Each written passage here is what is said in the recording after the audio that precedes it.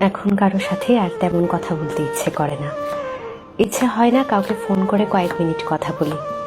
এমনকি কেউ কল করলেও কল ব্যাক করতে মনে থাকে না। মেসেজের রিপ্লাই করতেও ইচ্ছে করে না।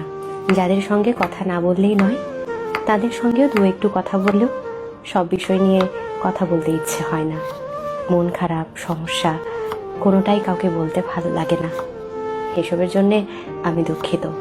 শুধু ভালো লাগে সারাদিন নিজের মতন থাকতে। ব্যস্ত থাকি বা না থাকি, তবু নিজের সঙ্গটাই মাত্রাতিরিক্ত প্রিয় হয়ে উঠেছে।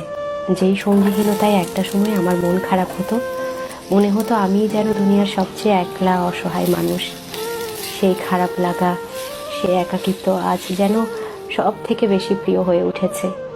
এখন অমুক বন্ধু খোঁজ না নিলেও আর খারাপ লাগে না। কেউ ভুল বুঝলেও নিজেকে আর প্রমাণ করতে ভালো লাগে না। যারা আমার উপর অভিমান রাখেন কিংবা ভুল বোঝেন, আমি দুঃখিত। আমি নিজের ইচ্ছের বিরুদ্ধে কারোর সাথে কথা বা সম্পর্ক কোনোটাই আপাতত রাখতে পারছি না।